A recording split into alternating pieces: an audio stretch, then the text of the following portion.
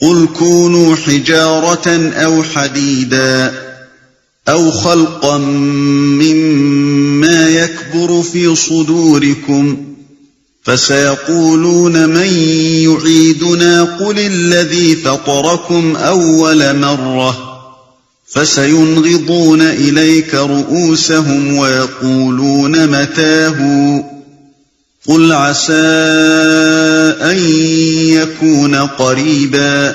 ان سے کہو تم پتھر یا لوہا بھی ہو جاؤ یا اس سے بھی زیادہ سخت کوئی چیز جو تمہارے ذہن میں قبول حیات سے بعید تر ہو، پھر بھی تم اٹھ کر رہو گے۔ وہ ضرور پوچھیں گے کون ہے وہ جو ہمیں پھر زندگی کی طرف پلٹا کر لائے گا؟ جواب میں کہو وہی جس نے پہلی بار تم کو پیدا کیا۔ وہ سر ہلا ہلا کر پوچھیں گے اچھا تو یہ ہوگا کب؟ تم کہو کیا جب وہ وقت قریب ہی آ لگا ہو۔ وہ سر ہلا ہلا کر پوچھیں گے۔ انغاز کے معنی ہے سر کو اوپر سے نیچے اور نیچے سے اوپر کی طرف ہلانا، جس طرح اظہار تعجب کے لیے یا مذاق اڑانے کے لیے آدمی کرتا ہے۔ يوم يدعوكم فتستجيبون بحمده وتظنون إن لبثتم إلا قليلا۔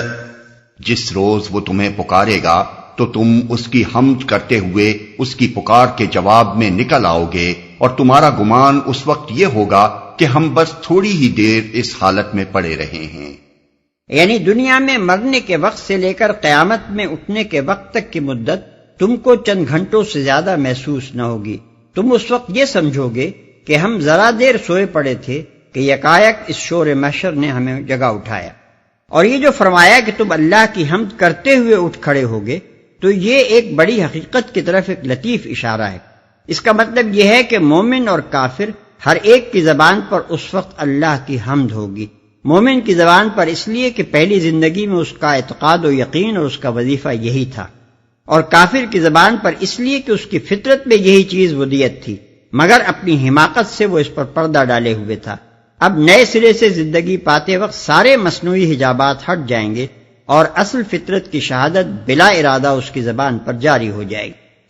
وَقُلْ لِعِبَادِي يَقُولُوا الَّتِي هِيَ أَحْسَنُ إِنَّ الشَّيْطَانَ يَنزَغُ بَيْنَهُمْ إِنَّ الشَّيْطَانَ كَانَ لِلْإِنسَانِ عَدُوًّا مُبِينًا۔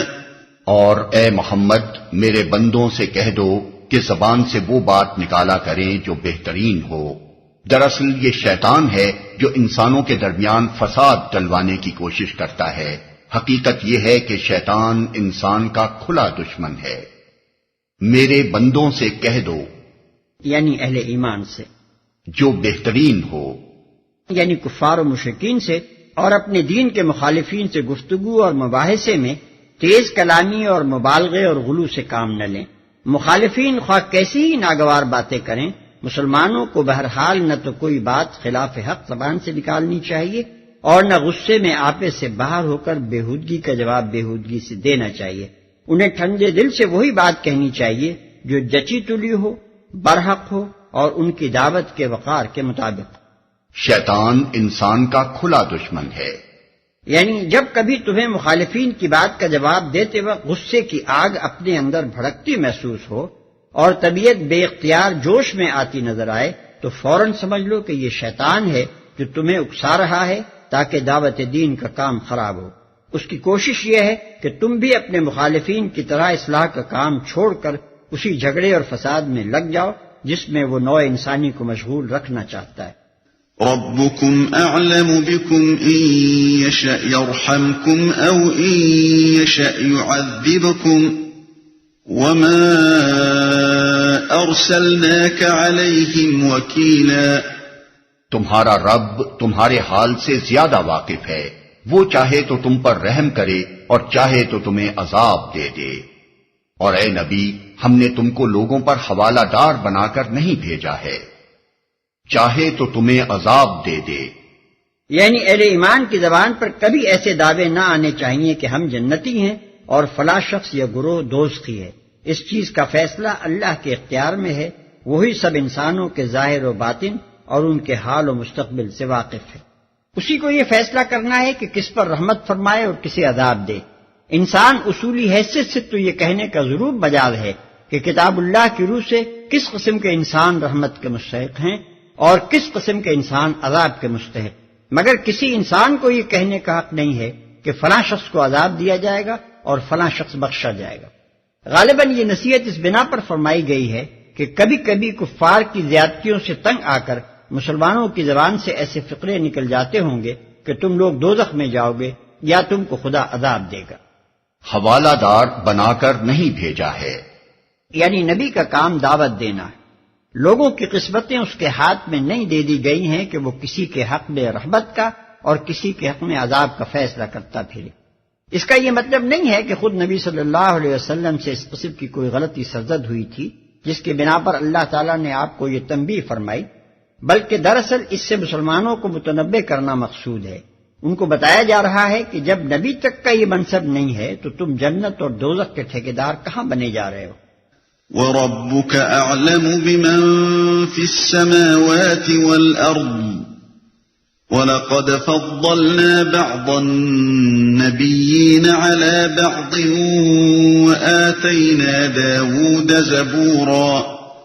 تیرا رب زمین اور آسمانوں کی مخلوقات کو زیادہ جانتا ہے، ہم نے بعض پیغمبروں کو بعض سے بڑھ کر مرتبے دیے اور ہم نے ہی داؤد کو زبور دی تھی، بعض سے بڑھ کر مرتبے دیے۔ اس فقرے کے اصل مخاطب کفار مکہ ہیں، اگرچہ بظاہر خطاب نبی صلی اللہ علیہ وسلم سے ہے، جیسا کہ معاصرین کا بالعموم قاعدہ ہوتا ہے۔ حضرت صلی اللہ علیہ وسلم کے ہم عصر اور ہم قوم لوگوں کو آپ کے اندر کوئی فضل و شرف نظر نہ آتا تھا، وہ آپ کو اپنی بستی کا ایک معمولی انسان سمجھتے تھے، اور جن مشہور شخصیتوں کو گزرے ہوئے چند صدیاں گزر چکی تھیں ان کے متعلق یہ گمان کرتے تھے کہ عظمت تو بس ان پر ختم ہو گئی ہے۔ اس لیے آپ کی زبان سے نبوت کا دعویٰ سن کر وہ اعتراض کیا کرتے تھے کہ یہ شخص دوں کی لیتا ہے، اپنے آپ کو نہ معلوم کیا سمجھ بیٹھا ہے، بھلا کہاں یہ اور کہاں اگلے وقتوں کے وہ بڑے بڑے پیغمبر جن کی بزرگی کا سکہ ایک دنیا مان رہی ہے۔ اس کا مختصر جواب اللہ تعالیٰ نے یہ دیا ہے کہ زمین اور آسمان کی ساری مخلوق ہماری نگاہ میں ہے، تم نہیں جانتے کہ کون کیا ہے اور کس کا کیا مرتبہ ہے۔ اپنے فضل کے ہم خود مالک ہیں اور پہلے بھی ایک سے ایک بڑھ کر اعلی مرتبہ نبی پیدا کر چکے ہیں۔ داؤد کو زبور دی تھی۔ یہاں خاص طور پر داؤد علیہ السلام کو زبور دیے جانے کا ذکر غالباً اس وجہ سے کیا گیا ہے کہ داؤد علیہ السلام بادشاہ تھے، اور بادشاہ بالعموم خدا سے زیادہ دور ہوا کرتے ہیں۔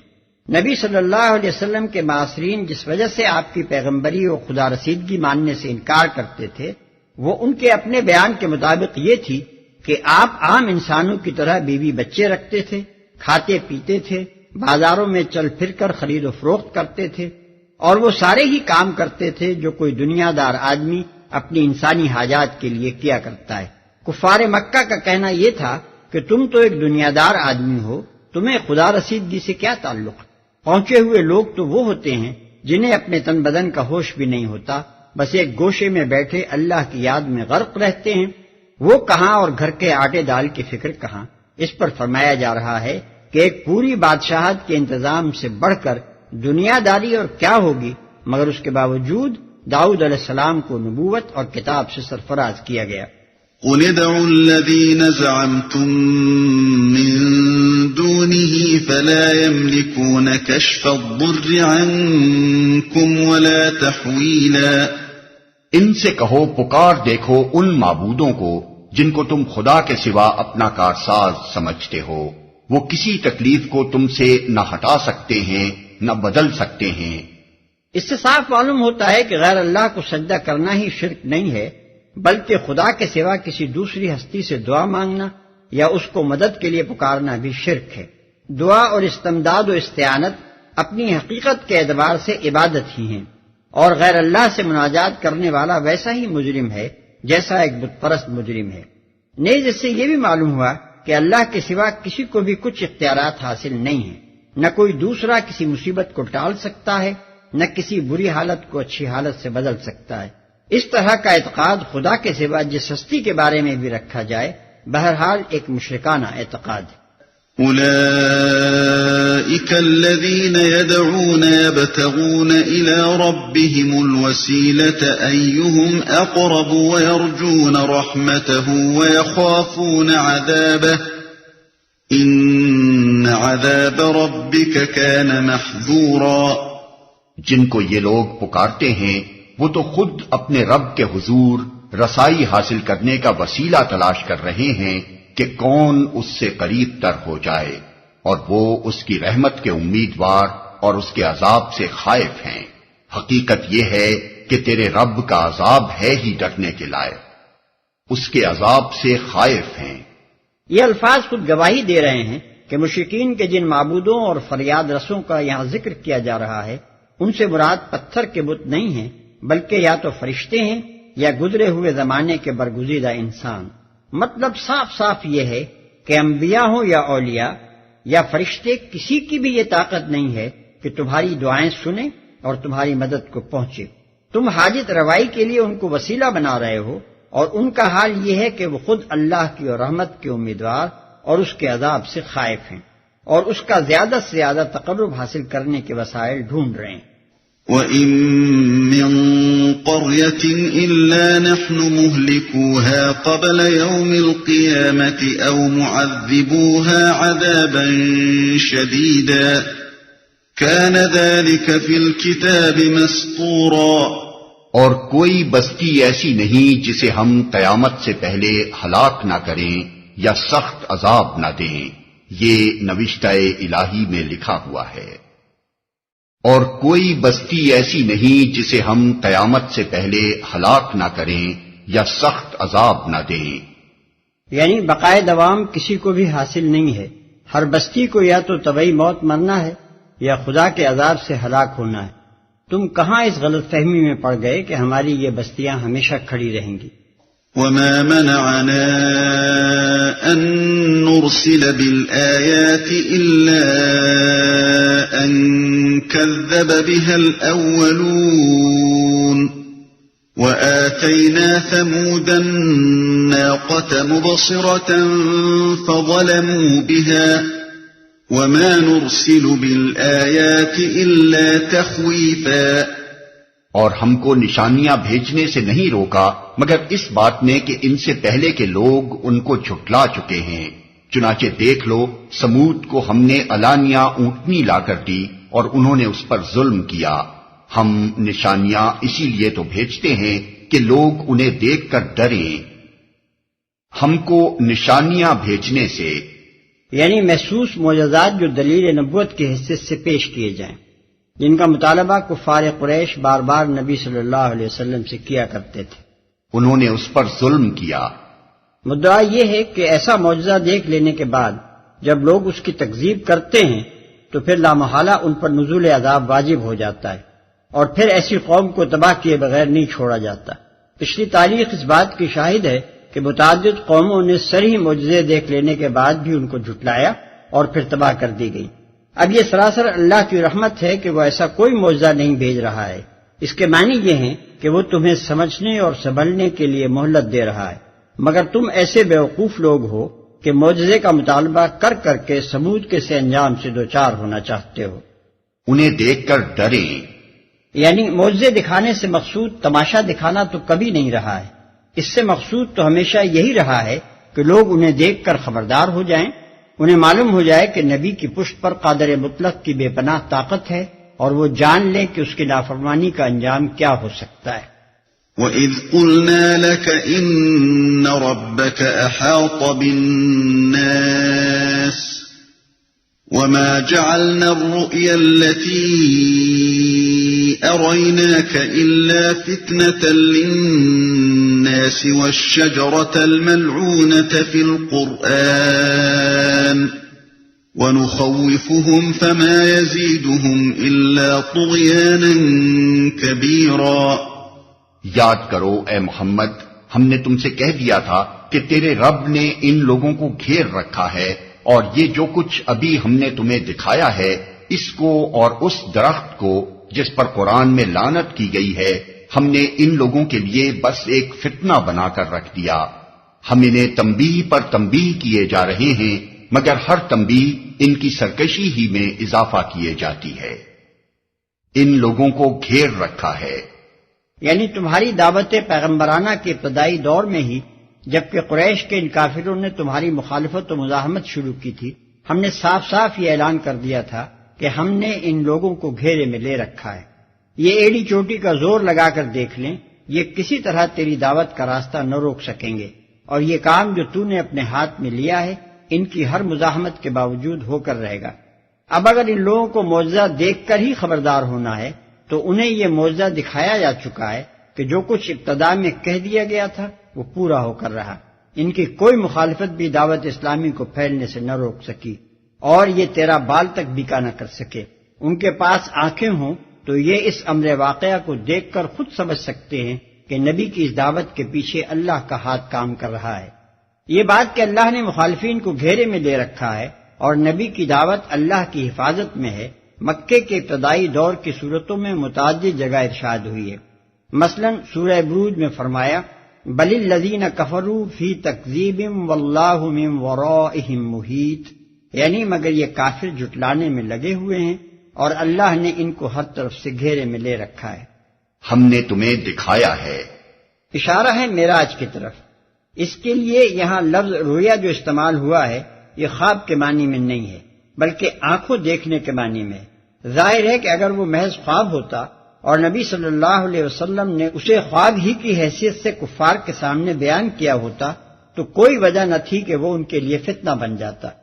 خواب ایک سے ایک عجیب دیکھا جاتا ہے اور لوگوں سے بیان بھی کیا جاتا ہے، مگر وہ کسی کے لیے بھی ایسے اچنبے کی چیز نہیں ہوتا کہ لوگ اس کی وجہ سے خواب دیکھنے والے کا مذاق اڑائیں اور اس پر جھوٹے دعوے یا جنون کا الزام لگانے لگیں۔ لعنت کی گئی ہے، یعنی زقوم، جس کے متعلق قرآن میں خبر دی گئی ہے کہ وہ دوزخ کی تہ میں پیدا ہوگا اور دوستیوں کو اسے کھانا پڑے گا۔ اس پر لعنت کرنے سے مراد اس کا اللہ کی رحمت سے دور ہونا ہے، یعنی وہ اللہ کی رحمت کا نشان نہیں ہے کہ اسے اپنی مہربانی کی وجہ سے اللہ نے لوگوں کی غذا کے لیے پیدا فرمایا ہو، بلکہ وہ اللہ کی لعنت کا نشان ہے جسے ملعون لوگوں کے لیے اس نے پیدا کیا ہے تاکہ وہ بھوک سے تڑپ کر اس پر منہ ماریں اور مزید تکلیف اٹھائیں۔ سورہ دخان آیات 43-46 میں اس درخت کی جو تشریح کی گئی ہے وہ یہی ہے کہ دوزخی جب اس کو کھائیں گے تو وہ ان کے پیٹ میں ایسی آگ لگائے گا جیسے ان کے پیٹ میں پانی کھول رہا ہو۔ ایک فتنہ بنا کر رکھ دیا، یعنی ہم نے ان کی بھلائی کے لیے تم کو معراج کے مشاہدات کرائے تاکہ تم جیسے صادق و امین انسان کے ذریعے سے ان لوگوں کو حقیقت نفس الامری کا علم حاصل ہو اور یہ متنبع ہو کر راہ راست پر آ جائیں، مگر ان لوگوں نے الٹا اس پر تمہارا مذاق اڑایا۔ ہم نے تمہارے ذریعے سے ان کو خبردار کیا کہ یہاں کی حرام خوریاں آخرکار تمہیں زقوم کے نوالے کھلوا کر رہیں گی، مگر انہوں نے اس پر ایک ٹھٹا لگایا اور کہنے لگے ذرا اس شخص کو دیکھو، ایک طرف کہتا ہے کہ دوزخ میں بلا کی آگ بھڑک رہی ہوگی اور دوسری طرف خبر دیتا ہے کہ وہاں درخت اگیں گے۔ وَإِذْ قُلْنَا لِلْمَلَائِكَةِ اسْجُدُوا لِآدَمَ فَسَجَدُوا إِلَّا إِبْلِيسَ قَالَ أَأَسْجُدُ لِمَنْ خَلَقْتَ طِينًا۔ اور یاد کرو جب کہ ہم نے ملائکہ سے کہا کہ آدم کو سجدہ کرو تو سب نے سجدہ کیا مگر ابلیس نے نہ کیا۔ اس نے کہا کیا میں اس کو سجدہ کروں جسے تو نے مٹی سے بنایا ہے؟ مگر ابلیس نے نہ کیا۔ تقابل کے لیے ملاحظہ ہو البقرہ آیات 30-39، النساء آیات 117-121، الاعراف آیات 11-25، الحجر آیات 26-42 اور ابراہیم آیت 22۔ اس سلسلہ کرام میں یہ قصہ دراصل یہ بات ذہن نشین کرانے کے لیے بیان کیا جا رہا ہے کہ اللہ کے مقابلے میں ان کافروں کا یہ تمرد اور تنبیہات سے ان کی یہ بے اعتنائی اور کجروی پر ان کا یہ اصرار ٹھیک ٹھیک اس شیطان کی پیروی ہے جو ازل سے انسان کا دشمن ہے، اور اس روش کو اختیار کر کے در حقیقت یہ لوگ اس جال میں پھنس رہے ہیں جس میں اولاد آدم کو پھانس کر تباہ کر دینے کے لیے شیطان نے آغاز تاریخ انسانی میں چیلنج کیا تھا۔ قال أرأيتك هذا الذي كرمت علي لئن أخرتني إلى يوم القيامة لأحتنكن ذريته إلا قليلا۔ پھر وہ بولا دیکھ تو صحیح کیا یہ اس قابل تھا کہ تو نے اسے مجھ پر فضیلت دی؟ اگر تو مجھے قیامت کے دن تک مہلت دے تو میں اس کی پوری نسل کی بیخ کنی کر ڈالوں، بس تھوڑے ہی لوگ مجھ سے بچ سکیں گے۔ پوری نسل کی بیخ کنی کر ڈالوں، بیخ کنی کر ڈالوں یعنی ان کے قدم سلامتی کی راہ سے اکھاڑ پھینکوں۔ احتناق کے اصل معنی کسی چیز کو جڑ سے اکھاڑ دینے کے ہیں، چونکہ انسان کا اصل مقام خلافت الہی ہے جس کا تقاضا اطاعت میں ثابت قدم رہنا ہے، اس لیے اس مقام سے اس کا ہٹ جانا بالکل ایسا ہے جیسے کسی درخت کا بیخ و بن سے اکھاڑ پھینکا جانا۔ قال اذهب فمن تبعك منهم فإن جهنم جزاؤكم جزاء موفورا۔ اللہ تعالیٰ نے فرمایا اچھا تو جا، ان میں سے جو بھی تیری پیروی کریں تجھ سمیت ان سب کے لیے جہنم ہی بھرپور جزا ہے۔ واستفزز من استطعت منهم بصوتك وأجلب عليهم بخيلك ورجلك وشاركهم في الأموال والأولاد وعدهم وما يعدهم الشيطان إلا غرورا إن عبادي ليس لك عليهم سلطان وكفى بربك وكيلا۔ تو جس جس کو اپنی دعوت سے پھسلا سکتا ہے پھسلا لے، ان پر اپنے سوار اور پیادے چڑھا لا، مال اور اولاد میں ان کے ساتھ ساجا لگا اور ان کو وعدوں کے جال میں پھانس، اور شیطان کے وعدے ایک دھوکے کے سوا اور کچھ بھی نہیں۔ یقیناً میرے بندوں پر تجھے کوئی اقتدار حاصل نہ ہوگا اور توکل کے لیے تیرا رب کافی ہے۔ پھسلا لے اصل میں لفظ استفزاز استعمال ہوا ہے جس کے معنی استخفاف کے ہیں، یعنی کسی کو ہلکا اور کمزور پا کر اسے بہا لے جانا یا اس کے قدم پھسلا دینا۔ پیادے چڑھا لا، اس فقرے میں شیطان کو اس ڈاکو سے تشبیہ دی گئی ہے جو کسی بستی پر اپنے سوار اور پیادے چڑھا لائے اور ان کو اشارہ کرتا جائے کہ ادھر لوٹو، ادھر چھاپا مارو اور وہاں غارت گری کرو۔ شیطان کے سواروں اور پیادوں سے مراد وہ سب جن اور انسان ہیں جو بے شمار مختلف شکلوں اور حیثیتوں میں ابلیس کے مشن کی خدمت کر رہے ہیں۔ ساجا لگا، یہ ایک بڑا ہی معنی خیز فقرہ ہے جس میں شیطان اور اس کے پیرووں کے باہمی تعلق کی پوری تصویر کھینچ دی گئی ہے۔ جو شخص مال کمانے اور اس کو خرچ کرنے میں شیطان کے اشاروں پر چلتا ہے اس کے ساتھ گویا شیطان مفت کا شریک بنا ہوا ہے، محنت میں اس کا کوئی حصہ نہیں، جرم اور گناہ اور غلط کاری کے برے نتائج میں وہ حصے دار نہیں، مگر اس کے اشاروں پر یہ بے وقوف اس طرح چل رہا ہے جیسے اس کے کاروبار میں وہ برابر کا شریک بلکہ شریک غالب ہے۔ اسی طرح اولاد تو آدمی کی اپنی ہوتی ہے اور اسے پالنے پوسنے میں سارے پاپڑ آدمی خود بیلتا ہے، مگر شیطان کے اشاروں پر وہ اس اولاد کو گمراہی اور بد اخلاقی کی تربیت اس طرح دیتا ہے گویا اس اولاد کا تنہا وہی باپ نہیں ہے بلکہ شیطان بھی باپ ہونے میں اس کا شریک ہے۔ وعدوں کے جال میں پھانس، یعنی ان کو غلط امیدیں دلا، ان کو جھوٹی توقعات کے چکر میں ڈال، ان کو سبز باغ دکھا۔ تجھے کوئی اقتدار حاصل نہ ہوگا۔ اس کے دو مطلب ہیں اور دونوں اپنی اپنی جگہ صحیح ہیں۔ ایک یہ کہ میرے بندوں یعنی انسانوں پر تجھے یہ اقتدار حاصل نہ ہوگا کہ تو انہیں زبردستی اپنی راہ پر کھینچ لے جائے۔ تو فقط بہکانے اور پھسلانے اور غلط مشورے دینے اور جھوٹے وعدے کرنے کا مجاز کیا جاتا ہے، مگر تیری بات کو قبول کرنا یا نہ کرنا ان بندوں کا اپنا کام ہوگا۔ تیرا ایسا تسلط ان پر نہ ہوگا کہ وہ تیری راہ پر جانا چاہیں یا نہ چاہیں، بہرحال تو ہاتھ پکڑ کر ان کو گھسیٹ لے جائے۔ دوسرا مطلب یہ ہے کہ میرے خاص بندوں یعنی صالحین پر تیرا بس نہ چلے گا۔ کمزور اور ضعیف الارادہ لوگ تو ضرور تیرے وعدوں سے دھوکہ کھائیں گے، مگر جو لوگ میری بندگی پر ثابت قدم ہوں گے وہ تیرے قابو میں نہ آ سکیں گے۔ تیرا رب کافی ہے، یعنی جو لوگ اللہ پر اعتماد کریں اور جن کا بھروسہ اسی کی رہنمائی اور توفیق اور مدد پر ہو، ان کا بھروسہ ہرگز غلط ثابت نہ ہوگا، انہیں کسی اور سہارے کی ضرورت نہ ہوگی، اللہ ان کی ہدایت کے لیے بھی کافی ہوگا اور ان کی دستگیری و اعانت کے لیے بھی۔ البتہ جن کا بھروسہ اپنی طاقت پر ہو یا اللہ کے سوا کسی اور پر ہو وہ اس آزمائش سے بخیریت نہ گزر سکیں گے۔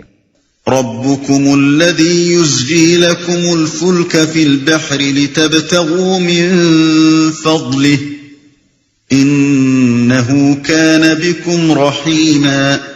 تمہارا حقیقی رب تو وہ ہے جو سمندر میں تمہاری کشتی چلاتا ہے تاکہ تم اس کا فضل تلاش کرو۔ حقیقت یہ ہے کہ وہ تمہارے حال پر نہایت مہربان ہے، تمہاری کشتی چلاتا ہے۔ اوپر کے سلسلہ بیان سے اس کا تعلق سمجھنے کے لیے اس رکوع کے ابتدائی مضمون پر پھر ایک نگاہ ڈال لی جائے۔ اس میں یہ بتایا گیا ہے کہ ابلیس اول روز آفرینش سے اولاد آدم کے پیچھے پڑا ہوا ہے تاکہ اس کو آرزوؤں اور تمناؤں اور جھوٹے وعدوں کے دام میں پھانس کر راہ راست سے ہٹا لے جائے اور یہ ثابت کر دے کہ وہ اس بزرگی کا مستحق نہیں ہے جو اسے خدا نے عطا کی ہے۔ اس خطرے سے اگر کوئی چیز انسان کو بچا سکتی ہے تو وہ صرف یہ ہے کہ انسان اپنے رب کی بندگی پر ثابت قدم رہے اور ہدایت و اعانت کے لیے اسی کی طرف رجوع کرے اور اسی کو اپنا وکیل یعنی مدار توکل بنائے۔ اس کے سوا دوسری جو راہ بھی انسان اختیار کرے گا شیطان کے پھندوں سے نہ بچ سکے گا۔ اس تقریر سے یہ بات خود بخود نکل آئی کہ جو لوگ توحید کی دعوت کو رد کر رہے ہیں اور شرک پر اصرار کیے جاتے ہیں وہ دراصل آپ ہی اپنی تباہی کے درپے ہیں۔ اسی مناسبت سے یہاں توحید کا اثبات اور شرک کا ابطال کیا جا رہا ہے۔ تم اس کا فضل تلاش کرو، یعنی ان معاشی اور تمدنی اور علمی و ذہنی فوائد سے متمتع ہونے کی کوشش کرو جو بحری سفروں سے حاصل ہوتے ہیں۔ وَإِذَا مَسَّكُمُ الضُّرُّ فِي الْبَحْرِ ضَلَّ مَن تَدْعُونَ إِلَّا إِيَّاهُ فَلَمَّا نَجَّاكُمْ إِلَى الْبَرِّ أَعْرَضْتُمْ وَكَانَ الْإِنسَانُ كَفُورًا۔ جب سمندر میں تم پر مصیبت آتی ہے تو اس ایک کے سوا دوسرے جن جن کو تم پکارا کرتے ہو وہ سب گم ہو جاتے ہیں، مگر جب وہ تم کو بچا کر خشکی پر پہنچا دیتا ہے تو تم اس سے منہ موڑ جاتے ہو۔ انسان واقعی بڑا ناشکرا ہے، سب گم ہو جاتے ہیں۔ یعنی یہ اس بات کی دلیل ہے کہ تمہاری اصلی فطرت ایک خدا کے سوا کسی رب کو نہیں جانتی اور تمہارے اپنے دل کی گہرائیوں میں یہ شعور موجود ہے کہ نفع و نقصان کے حقیقی اختیارات کا مالک بس وہی ایک ہے، ورنہ آخر اس کی وجہ کیا ہے کہ جو اصل وقت دستگیری کا ہے اس وقت تم کو ایک خدا کے سوا کوئی دوسرا دستگیر نہیں سوچتا۔ أَفَأَمِنْتُمْ أَنْ يَخْسِفَ بِكُمْ جَانِبَ الْبَرِّ أَوْ يُرْسِلَ عَلَيْكُمْ حَاصِبًا ثُمَّ لَا تَجِدُوا لَكُمْ وَكِيلًا أَمْ أَمِنْتُمْ أَنْ يُعِيدَكُمْ فِيهِ تَارَةً أُخْرَى فَيُرْسِلَ عَلَيْكُمْ قَاصِفًا مِنَ الرِّيحِ فَيُغْرِقَكُمْ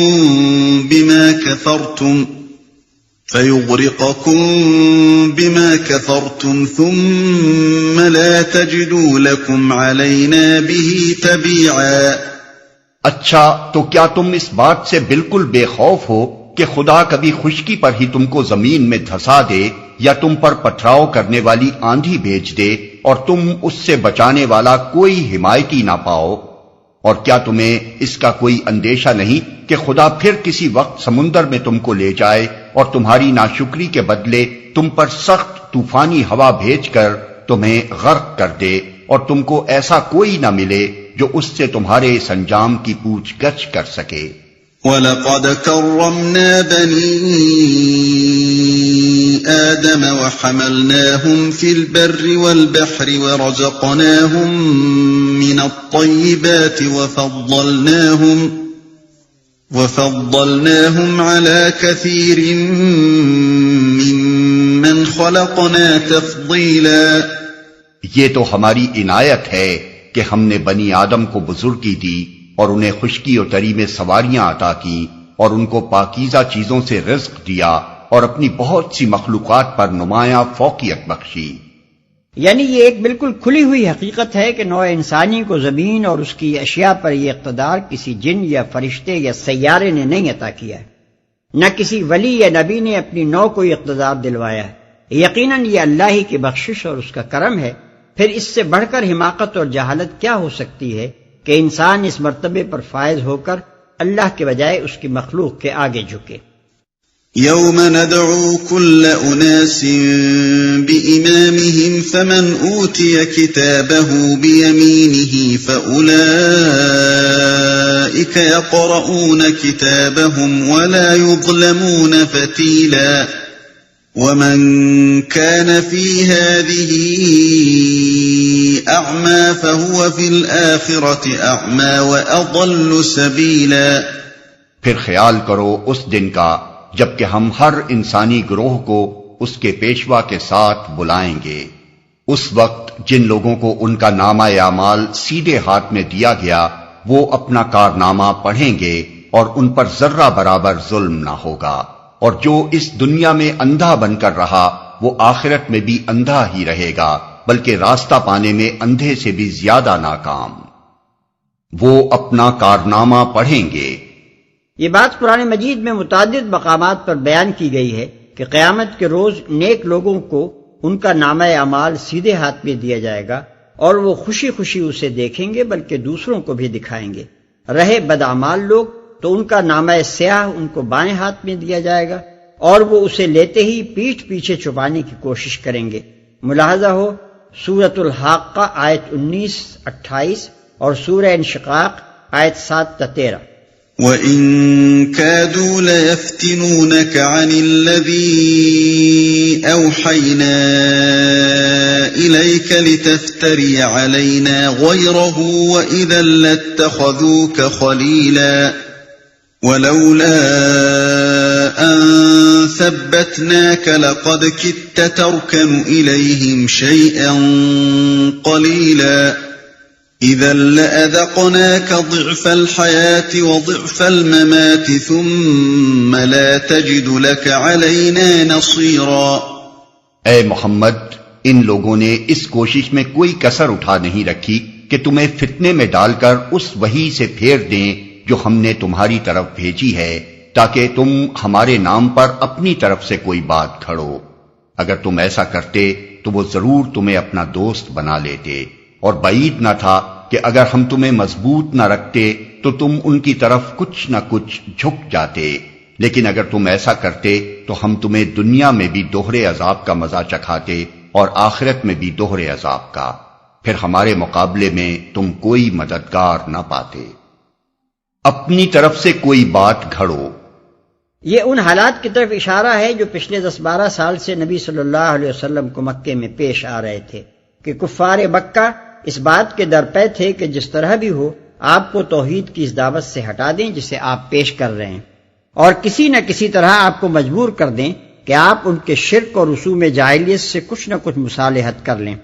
اس غرض کے لیے انہوں نے آپ کو فتنے میں ڈالنے کی ہر کوشش کی، فریب بھی دیے، لالچ بھی دلائے، دھمکیاں بھی دیں، جھوٹے پروپیگنڈے کا طوفان بھی اٹھایا، ظلم و ستم بھی کیا، معاشی دباؤ بھی ڈالا، معاشرتی مقاطعہ بھی کیا، اور وہ سب کچھ کر ڈالا جو کسی انسان کے عزم کو شکست دینے کے لیے کیا جا سکتا تھا۔ کوئی مددگار نہ پاتے۔ اللہ تعالیٰ اس ساری رودات پر تبصرہ کرتے ہوئے 2 باتیں ارشاد فرماتا ہے۔ ایک یہ کہ اگر تم حق کو حق جان لینے کے بعد باطل سے کوئی سمجھوتا کر لیتے تو یہ بگڑی ہوئی قوم تو ضرور تم سے خوش ہو جاتی، مگر خدا کا غضب تم پر بھڑک اٹھتا اور تمہیں دنیا و آخرت دونوں میں دوہری سزا دی جاتی۔ دوسرے یہ کہ انسان خواہ وہ پیغمبر ہی کیوں نہ ہو، خود اپنے بلبوتے پر باطل کے ان طوفانوں کا مقابلہ نہیں کر سکتا جب تک کہ اللہ کی مدد اور اس کی توفیق شامل حال نہ ہو۔ یہ سراسر اللہ کا بخشا ہوا صبر و ثبات تھا جس کی بدولت نبی صلی اللہ علیہ وسلم حق و صداقت کے موقف پر پہاڑ کی طرح جمے رہے اور کوئی سیلاب بلا آپ کو بال برابر بھی اپنی جگہ سے نہ ہٹا سکا۔ وَإِن كَادُوا لَيَسْتَفِزُّونَكَ مِنَ الْأَرْضِ لِيُخْرِجُوكَ مِنْهَا وَإِذًا لَا يَلْبَثُونَ خِلَافَكَ إِلَّا قَلِيلًا۔ اور یہ لوگ اس بات پر بھی تلے رہے ہیں کہ تمہارے قدم اس سرزمین سے اکھاڑ دیں اور تمہیں یہاں سے نکال باہر کریں، لیکن اگر یہ ایسا کریں گے تو تمہارے بعد یہ خود یہاں کچھ زیادہ دیر نہ ٹھہر سکیں گے۔ یہ صریح پیشن گوئی ہے جو اس وقت تو صرف ایک دھمکی نظر آتی تھی، مگر 10-11 سال کے اندر ہی حرف بحرف سچی ثابت ہو گئی۔ اس سورہ کے نزول پر 1 ہی سال گزرا تھا کہ کفار مکہ نے نبی صلی اللہ علیہ وسلم کو وطن سے نکل جانے پر مجبور کر دیا، اور اس پر 8 سال سے زیادہ نہ گزرے تھے کہ آپ فاتح کی حیثیت سے مکہ معظمہ میں داخل ہوئے، اور پھر 2 سال کے اندر اندر سرزمین عرب مشرکین کے وجود سے پاک کر دی گئی۔ پھر جو بھی اس ملک میں رہا مسلمان بن کر رہا، مشرک بن کر وہاں نہ ٹھہر سکا۔ سنت من قد ارسلنا قبلك من رسلنا ولا تجد لسنتنا تحویلا، یہ ہمارا مستقل طریقہ کار ہے جو ان سب رسولوں کے معاملے میں ہم نے برتا ہے جنہیں تم سے پہلے ہم نے بھیجا تھا، اور ہمارے طریقہ کار میں تم کوئی تغیر نہ پاؤ گے جنہیں تم سے پہلے ہم نے بھیجا تھا۔ یعنی سارے انبیاء کے ساتھ اللہ کا یہی معاملہ رہا ہے کہ جس قوم نے ان کو قتل یا جلا وطن کیا، پھر وہ زیادہ دیر تک اپنی جگہ نہ ٹھہر سکی، پھر یا تو خدا کے عذاب نے اسے ہلاک کیا، یا کسی دشمن قوم کو اس پر مسلط کیا گیا، یا خود اسی نبی کے پیرووں سے اس کو مغلوب کرا دیا گیا۔ اقم الصلاة لدلوك الشمس الى غسق الليل وقرآن الفجر ان قرآن الفجر كان مشهودا، نماز قائم کرو زوال آفتاب سے لے کر رات کے اندھیرے تک، اور فجر کے قرآن کا بھی التزام کرو کیونکہ قرآن فجر مشہود ہوتا ہے۔ نماز قائم کرو۔ مشکلات و مصائب کے اس طوفان کا ذکر کرنے کے بعد فوراً ہی نماز قائم کرنے کا حکم دے کر اللہ تعالیٰ نے یہ لطیف اشارہ فرمایا ہے کہ وہ ثابت قدمی جو ان حالات میں ایک مومن کو درکار ہے، اقامت صلاۃ سے حاصل ہوتی ہے۔ زوال آفتاب، زوال آفتاب ہم نے دلوک کی شمس کا ترجمہ کیا ہے، اگرچہ بعض صحابہ و تابعین نے دلوک سے مراد غروب بھی لیا ہے، لیکن اکثریت کی رائے یہی ہے کہ اس سے مراد آفتاب کا نصف النہار سے ڈھل جانا ہے۔ حضرت عمر رضی اللہ تعالیٰ عنہ، ابن عمر، انس بن مالک، ابو برزۃ الاسلمی، حسن بصری، شعبی، عطا، مجاہد اور ایک روایت کی روح سے ابن عباس رضی اللہ عنہ بھی اسی کے قائل ہیں۔ امام محمد باقر اور امام جعفر صادق سے بھی یہی قول مروی ہے، بلکہ بعض احادیث میں خود نبی صلی اللہ علیہ وسلم سے بھی دلوک الشمس کی یہی تشریح منقول ہے، اگرچہ ان کی سند کچھ زیادہ قوی نہیں ہے۔ رات کے اندھیرے تک، غسق اللیل بعض کے نزدیک رات کا پوری طرح تاریک ہو جانا ہے، اور بعض اس سے نصف شب مراد لیتے ہیں۔ اگر پہلا قول تسلیم کیا جائے تو اس سے عشاء کا اول وقت مراد ہوگا، اور اگر دوسرا قول صحیح مانا جائے تو پھر یہ اشارہ عشاء کے آخر وقت کی طرف ہے۔ التزام کرو، فجر کے لغوی معنی ہے پاؤ پھٹنا، یعنی وہ وقت جب اول ستیدہ صبح رات کی تاریکی کو پھاڑ کر نمودار ہوتا ہے۔ فجر کے قرآن سے مراد فجر کی نماز ہے۔ قرآن مجید میں نماز کے لیے کہیں تو صلاۃ کا لفظ استعمال ہوا ہے، اور کہیں اس کے مختلف اجزاء میں سے کسی جز کا نام لے کر پوری نماز مراد لی گئی ہے، مثلا تسبیح، حمد، ذکر، قیام، رکوع، سجود وغیرہ۔ اسی طرح یہاں فجر کے وقت قرآن پڑھنے کا مطلب محض قرآن پڑھنا نہیں بلکہ نماز میں قرآن پڑھنا ہے۔ اس طریقے سے قرآن مجید نے ضمناً یہ اشارہ کر دیا ہے کہ نماز کن اجزاء سے مرکب ہونی چاہیے، اور انہی اشارات کی رہنمائی میں نبی صلی اللہ علیہ وسلم نے نماز کی وہ حیت مقرر فرمائی جو مسلمانوں میں رائج ہے۔ قرآن فجر مشہود ہوتا ہے۔ قرآن فجر کے مشہود ہونے کا مطلب یہ ہے کہ خدا کے فرشتے اس کے گواہ بنتے ہیں، جیسا کہ احادیث میں بتصریح بیان ہوا ہے۔ اگرچہ فرشتے ہر نماز اور ہر نیکی کے گواہ ہیں، لیکن جب خاص طور پر نماز فجر کی قرأت پر ان کی گواہی کا ذکر کیا گیا ہے تو اس کا صاف مطلب یہ ہے کہ اسے ایک خاص اہمیت حاصل ہے۔ اسی وجہ سے نبی صلی اللہ علیہ وسلم نے فجر کی نماز میں طویل قرأت کرنے کا طریقہ اختیار فرمایا، اور اسی کی پیروی صحابہ کرام رضوان اللہ تعالی علیہم اجمعین نے کی، اور بعد کے ائمہ نے اسے مستحب قرار دیا۔ اس آیت میں مجملاً یہ بتایا گیا ہے کہ 5 وقتہ نماز جو معراج کے موقع پر فرض کی گئی تھی اس کے اوقات کی تنظیم کس طرح کی جائے۔ حکم ہوا کہ ایک نماز تو طلوع آفتاب سے پہلے پڑھ لی جائے، اور باقی 4 نمازیں زوال آفتاب کے بعد سے ظلمت شب تک پڑھی جائیں۔ پھر اس حکم کی تشریح کے لیے جبریل علیہ السلام بھیجے گئے، جنہوں نے نماز کے ٹھیک اوقات کی تعلیم نبی صلی اللہ علیہ وسلم کو دی۔ چنانچہ ابو داؤد اور ترمذی میں ابن عباس کی روایت ہے کہ نبی صلی اللہ علیہ وسلم نے فرمایا، جبریل نے 2 مرتبہ مجھ کو بیت اللہ کے قریب نماز پڑھائی۔ پہلے دن ظہر کی نماز ایسے وقت پڑھائی جبکہ سورج ابھی ڈھلا ہی تھا اور سایہ ایک جوتی کے تسمے سے زیادہ دراز نہ تھا۔ پھر عصر کی نماز ایسے وقت پڑھائی جبکہ ہر چیز کا سایہ اس کے اپنے قد کے برابر تھا۔ پھر مغرب کی نماز ٹھیک اس وقت پڑھائی جبکہ روزہ دار روزہ افطار کرتا ہے۔ پھر عشاء کی نماز شفق غائب ہوتے ہی پڑھا دی، اور فجر کی نماز اس وقت پڑھائی جبکہ روزہ دار پر کھانا پینا حرام ہو جاتا ہے۔ دوسرے دن انہوں نے ظہر کی نماز مجھے اس وقت پڑھائی جبکہ ہر چیز کا سایہ اس کے قد کے برابر تھا، اور عصر کی نماز اس وقت جبکہ ہر چیز کا سایہ اس کے قد سے دگنا ہو گیا، اور مغرب کی نماز اس وقت جبکہ روزہ دار روزہ افطار کرتا ہے، اور عشاء کی نماز 1/3 رات گزر جانے پر، اور فجر کی نماز اچھی طرح روشنی پھیل جانے پر۔ پھر جبریل علیہ السلام نے پلٹ کر مجھ سے کہا کہ اے محمد صلی اللہ علیہ وسلم، یہی اوقات انبیاء کے نماز پڑھنے کے ہیں، اور نمازوں کے صحیح اوقات ان دونوں وقتوں کے درمیان ہیں، یعنی پہلے دن ہر وقت کی ابتدا اور دوسرے دن ہر وقت کی انتہا بتائی گئی ہے۔ ہر وقت کی نماز ان دونوں کے درمیان ادا ہونی چاہیے۔ قرآن مجید میں خود بھی نماز کے ان 5 اوقات کی طرف مختلف مواقع پر اشارے کیے گئے ہیں۔ چنانچہ سورہ ہود میں فرمایا اقم الصلاۃ طرفی النہار وزلفا من اللیل، آیت 114، نماز قائم کرو دن کے دونوں کناروں پر، یعنی فجر اور مغرب، اور کچھ رات گزرنے پر یعنی عشاء۔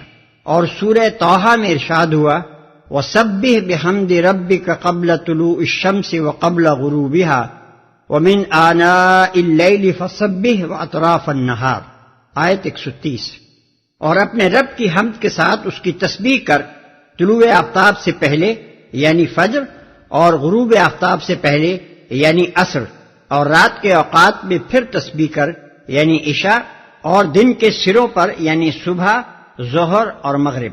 پھر سورہ روم میں ارشاد ہوا فسبحان اللہ حین تمسون وحین تصبحون وَلَهُ الْحَمْدُ فِي السَّمَاوَاتِ وَالْأَرْضِ وَعَشِيًّا وَحِينَ تُظْهِرُونَ، آیات 17-18۔ پس اللہ کی تسبیح کرو جبکہ تم شام کرتے ہو یعنی مغرب، اور جب صبح کرتے ہو یعنی فجر۔ اسی کے لیے حمد ہے آسمانوں میں اور زمین میں، اور اس کی تسبیح کرو دن کے آخری حصے میں یعنی عصر، اور جبکہ تم دوپہر کرتے ہو یعنی ظہر۔ نماز کے اوقات کا یہ نظام مقرر کرنے میں جو مصلحتیں ملحوظ رکھی گئی ہیں، ان میں سے ایک اہم مصلحت یہ بھی ہے کہ آفتاب پرستوں کے اوقات عبادت سے اجتناب کیا جائے۔ آفتاب ہر زمانے میں مشرکین کا سب سے بڑا یا بہت بڑا معبود رہا ہے، اور اس کے طلوع و غروب کے اوقات خاص طور پر ان کے اوقات عبادت رہے ہیں، اس لیے ان اوقات میں تو نماز پڑھنا حرام کر دیا گیا۔ اس کے علاوہ آفتاب کی پرستش زیادہ تر اس کے عروج کے اوقات میں کی جاتی رہی ہے، لہذا اسلام میں حکم دیا گیا کہ تم دن کی نمازیں زوال آفتاب کے بعد پڑھنی شروع کرو، اور صبح کی نماز طلوع آفتاب سے پہلے پڑھ لیا کرو۔ اس مصلحت کو نبی صلی اللہ علیہ وسلم نے خود متعدد احادیث میں بیان فرمایا۔ چنانچہ ایک حدیث میں حضرت عمر بن عبثہ روایت کرتے ہیں کہ میں نے نبی صلی اللہ علیہ وسلم سے نماز کے اوقات دریافت کیے تو آپ نے فرمایا صبح کی نماز پڑھو، اور جب سورج نکلنے لگے تو نماز سے رک جاؤ یہاں تک کہ سورج بلند ہو جائے، کیونکہ سورج جب نکلتا ہے تو شیطان کے سینگوں کے درمیان نکلتا ہے، اور اس وقت کفار اس کو سجدہ کرتے ہیں۔ پھر آپ نے عصر کی نماز کا ذکر کرنے کے بعد فرمایا پھر نماز سے رک جاؤ یہاں تک کہ سورج غروب ہو جائے، کیونکہ سورج شیطان کے سینگوں کے درمیان غروب ہوتا ہے، اور اس وقت کفار اس کو سجدہ کرتے ہیں۔ اس حدیث میں سورج کا شیطان کے سینگوں کے درمیان طلوع اور غروب ہونا ایک استعارہ ہے، یہ تصور دلانے کے لیے کہ شیطان اس کے نکلنے اور ڈوبنے کے اوقات کو لوگوں کے لیے ایک فتنہ عظیم بنا دیتا ہے۔ گویا جب لوگ اس کو نکلتے اور ڈوبتے دیکھ کر سجدہ ریز ہوتے ہیں تو ایسا محسوس ہوتا ہے کہ شیطان اسے اپنے سر پر لیے ہوئے آیا ہے اور سر ہی پر لیے جا رہا ہے۔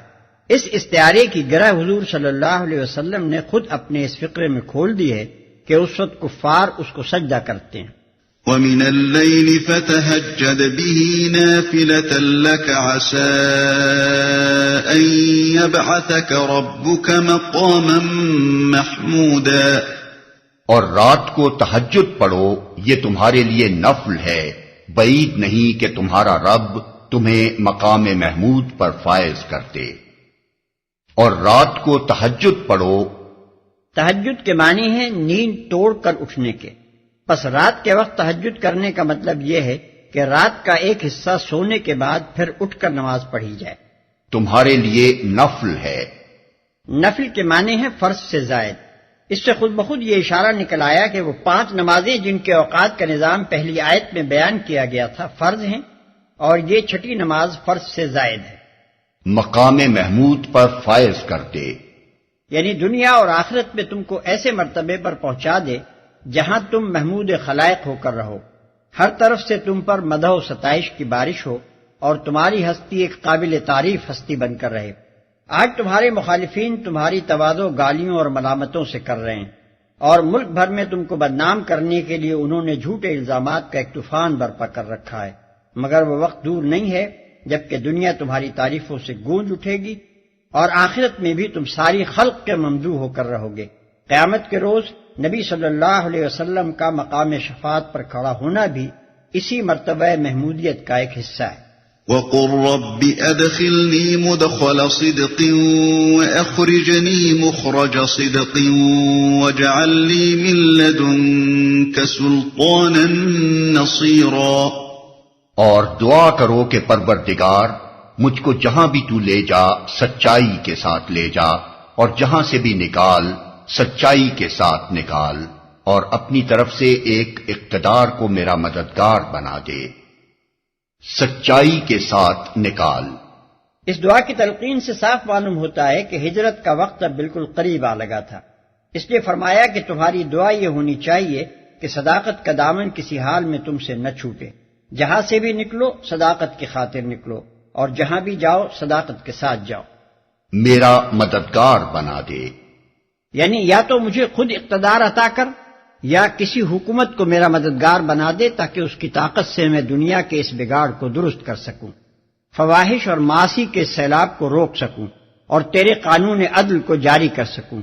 یہی تفسیر ہے اس آیت کی جو حسن بصری رحمۃ اللہ علیہ اور قتادہ رحمۃ اللہ علیہ نے کی ہے، اور اسی کو ابن جریر اور ابن کثیر جیسے جلیل القدر مفسرین نے اختیار کیا ہے، اور اسی کی تائید نبی صلی اللہ علیہ وسلم کی یہ حدیث کرتی ہے کہ اللہ تعالیٰ حکومت کی طاقت سے ان چیزوں کا سدباب کر دیتا ہے جن کا سدباب قرآن سے نہیں کرتا۔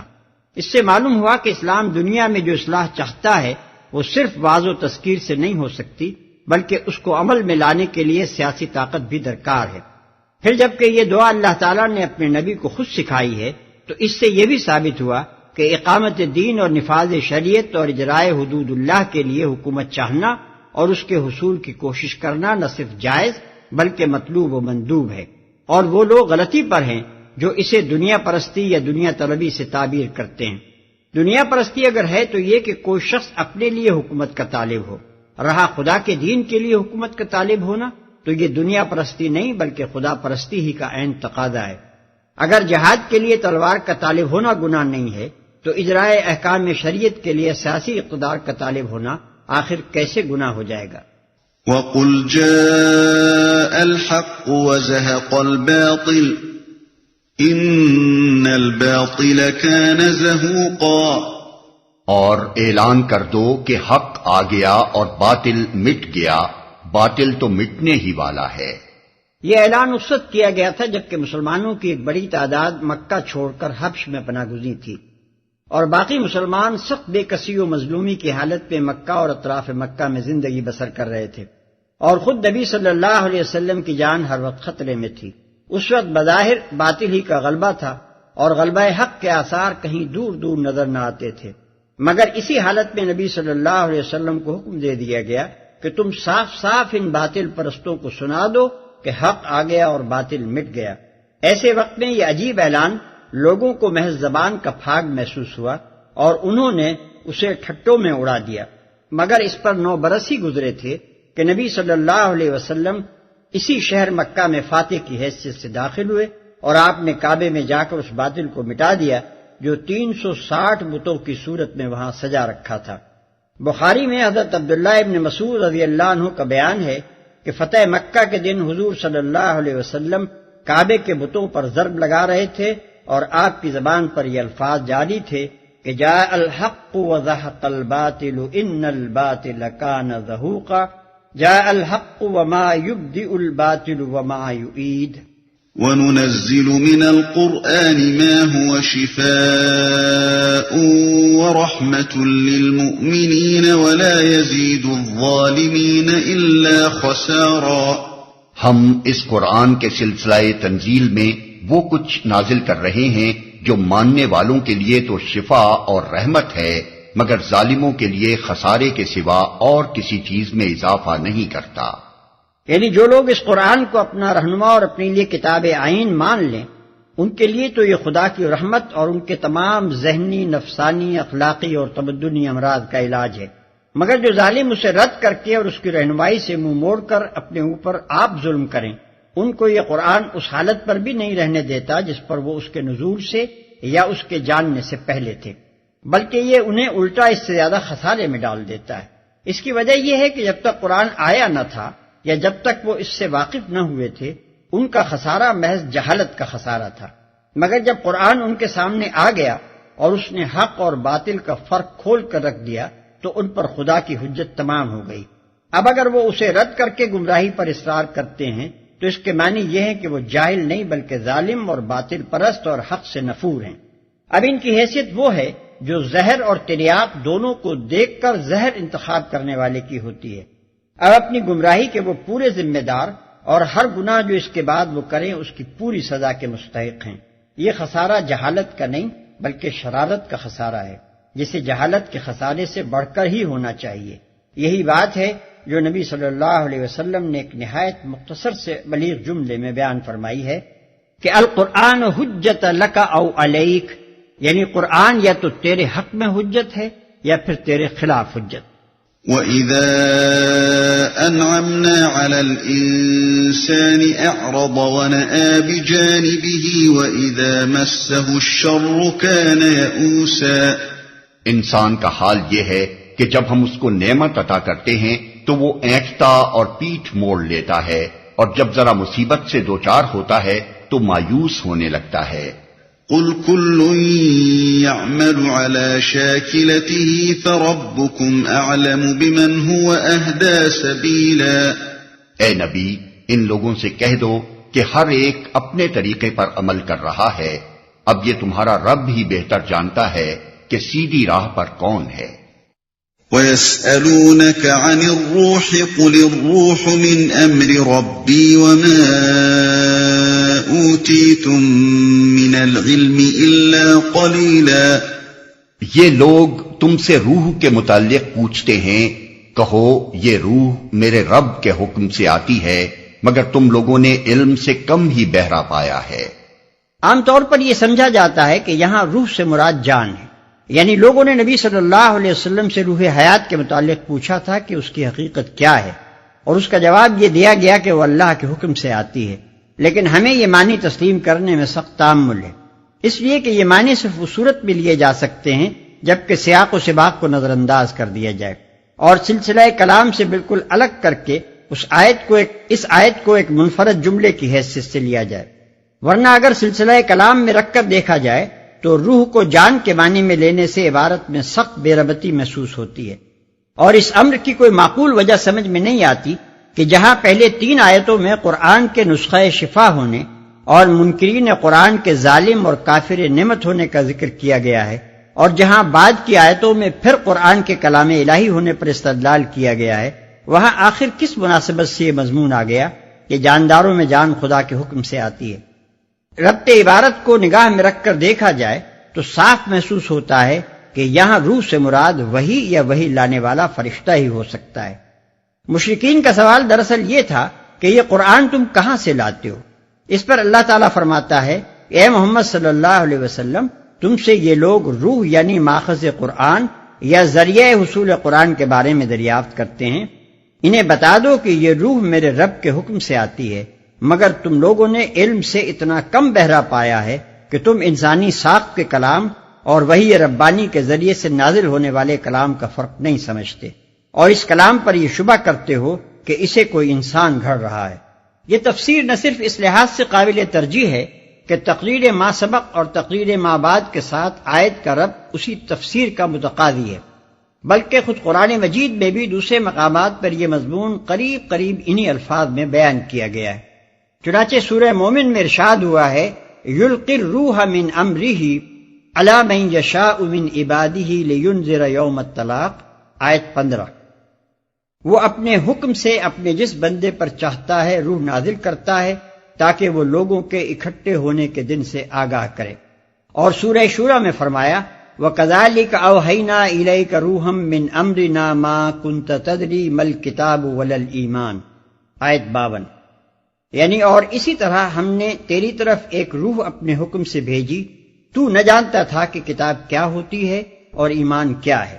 سلف میں سے ابن عباس، قتادہ اور حسن بصری رحمہم اللہ نے بھی یہی تفسیر اختیار کی ہے۔ ابن جریر نے اس قول کو قتادہ کے حوالے سے ابن عباس رضی اللہ عنہ کی طرف منسوب کیا ہے، مگر یہ عجیب بات لکھی ہے کہ ابن عباس اس خیال کو چھپا کر بیان کرتے تھے، اور صاحب روح المعانی حسن اور قتادہ کا یہ قول نقل کرتے ہیں کہ روح سے مراد جبرائیل ہیں، اور سوال دراصل یہ تھا کہ وہ کیسے نازل ہوتے ہیں اور کس طرح نبی صلی اللہ علیہ وسلم کے قلب پر وحی کا القاء ہوتا ہے۔ وَلَئِن شِئْنَا لَنَذْهَبَنَّ بِالَّذِي أَوْحَيْنَا إِلَيْكَ ثُمَّ لَا تَجِدُ لَكَ بِهِ عَلَيْنَا وَكِيلًا إِلَّا رَحْمَةً مِّن رَّبِّكَ إِنَّ فَضْلَهُ كَانَ عَلَيْكَ كَبِيرًا۔ اور اے محمد، ہم چاہیں تو وہ سب کچھ تم سے چھین لیں جو ہم نے وحی کے ذریعے سے تم کو عطا کیا ہے، پھر تم ہمارے مقابلے میں کوئی حمایتی نہ پاؤ گے جو اسے واپس دلا سکے۔ یہ تو جو کچھ تمہیں ملا ہے تمہارے رب کی رحمت سے ملا ہے، حقیقت یہ ہے کہ اس کا فضل تم پر بہت بڑا ہے۔ خطاب بظاہر نبی صلی اللہ علیہ وسلم سے ہے، مگر مقصود دراصل کفار کو سنانا ہے جو قرآن کو نبی صلی اللہ علیہ وسلم کا اپنا گھڑا ہوا یا کسی انسان کا در پردہ سکھایا ہوا کلام کہتے تھے۔ ان سے کہا جا رہا ہے کہ یہ کلام پیغمبر نے نہیں گھڑا بلکہ ہم نے عطا کیا ہے، اور اگر ہم اسے چھین لیں تو نہ پیغمبر کی یہ طاقت ہے کہ وہ ایسا کلام تصنیف کر کے لا سکے، اور نہ کوئی دوسری طاقت ایسی ہے جو اس کو ایسی معجزانہ کتاب پیش کرنے کے قابل بنا سکے۔ قُل لَّئِنِ اجْتَمَعَتِ الْإِنسُ وَالْجِنُّ عَلَىٰ أَن يَأْتُوا بِمِثْلِ هَٰذَا الْقُرْآنِ لَا يَأْتُونَ بِمِثْلِهِ وَلَوْ كَانَ بَعْضُهُمْ لِبَعْضٍ ظَهِيرًا۔ کہہ دو کہ اگر انسان اور جن سب کے سب مل کر اس قرآن جیسی کوئی چیز لانے کی کوشش کریں تو نہ لا سکیں گے، چاہے وہ سب ایک دوسرے کے مددگار ہی کیوں نہ ہوں۔ یہ چیلنج اس سے پہلے قرآن مجید میں 3 مقامات پر گزر چکا ہے، سورہ بقرہ آیات 23-24، سورہ یونس آیت 38 اور سورہ ہود آیت 13۔ آگے سورہ طور آیات 33-34 میں بھی یہی مضمون آ رہا ہے۔ ان سب مقامات پر یہ بات کفار کے اس الزام کے جواب میں ارشاد ہوئی ہے کہ محمد صلی اللہ علیہ وسلم نے خود یہ قرآن تصنیف کر لیا ہے، اور خواہ مخواہ وہ اسے خدا کا کلام بنا کر پیش کر رہے ہیں۔ مزید برآں سورہ یونس آیت 16 میں اسی الزام کی تردید کرتے ہوئے یہ بھی فرمایا گیا کہ قُل لَّوْ شَاءَ اللَّهُ مَا تَلَوْتُهُ عَلَيْكُمْ وَلَا أَدْرَاكُمْ بِهِ فَقَدْ لَبِثْتُ فِيكُمْ عُمُرًا مِّن قَبْلِهِ أَفَلَا تَعْقِلُونَ۔ یعنی اے محمد ان سے کہو کہ اگر اللہ نے یہ نہ چاہا ہوتا کہ میں یہ قرآن تمہیں سناؤں تو میں ہرگز نہ سنا سکتا تھا، بلکہ اللہ تمہیں اس کی خبر تک نہ دیتا۔ آخر میں تمہارے درمیان ایک عمر گزار چکا ہوں، کیا تم اتنا بھی نہیں سمجھتے؟ ان آیات میں قرآن کے کلام الہی ہونے پر جو استدلال کیا گیا ہے وہ دراصل 3 دلیلوں سے مرکب ہے۔ ایک یہ کہ قرآن اپنی زبان، اسلوب بیان، طرز استدلال، مضامین، مباحث، تعلیمات اور اخبار غیب کے لحاظ سے ایک معجزہ ہے جس کی نظیر لانا انسانی قدرت سے باہر ہے۔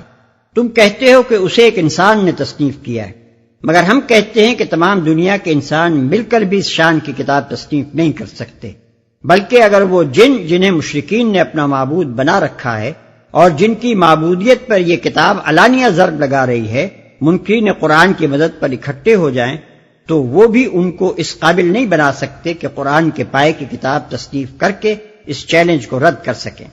دوسرے یہ کہ محمد صلی اللہ علیہ وسلم کہیں باہر سے یکایک تمہارے درمیان نمودار نہیں ہو گئے، بلکہ اس قرآن کے نزول سے پہلے بھی 40 سال تمہارے درمیان رہ چکے ہیں۔ کیا دعوی نبوت سے ایک دن پہلے بھی کبھی تم نے ان کی زبان سے اس طرز کا کلام اور ان مسائل اور مضامین پر مشتمل کلام سنا تھا؟ اگر نہیں سنا تھا اور یقیناً نہیں سنا تھا تو کیا یہ بات تمہاری سمجھ میں آتی ہے کہ کسی شخص کی زبان، خیالات، معلومات اور طرز فکر و بیان میں یکایک ایسا تغیر واقع ہو سکتا ہے؟ تیسرے یہ کہ محمد صلی اللہ علیہ وسلم تمہیں قرآن سنا کر کہیں غائب نہیں ہو جاتے، بلکہ تمہارے درمیان ہی رہتے سہتے ہیں۔ تم ان کی زبان سے قرآن بھی سنتے ہو اور دوسری گفتگویں اور تقریریں بھی سنا کرتے ہو۔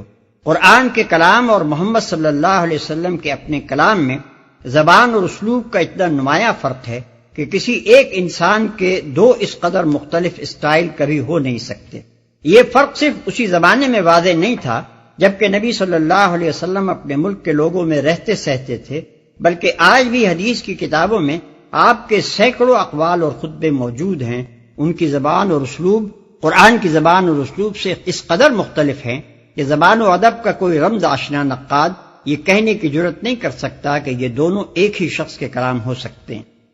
وَلَقَدْ صَرَّفْنَا لِلنَّاسِ فِي هَذَا الْقُرْآنِ مِنْ كُلِّ مَثَلٍ فَأَبَى أَكْثَرُ النَّاسِ إِلَّا كُفُورًا وَقَالُوا لَن نُّؤْمِنَ لَكَ حَتَّى تَفْجُرَ لَنَا مِنَ الْأَرْضِ يَنبُوعًا أَوْ تَكُونَ لَكَ جَنَّةٌ مِّن نَّخِيلٍ وَعِنَبٍ فَتُفَجِّرَ الْأَنْهَارَ خِلَالَهَا تَفْجِيرًا أَوْ تُسْقِطَ السَّمَاءَ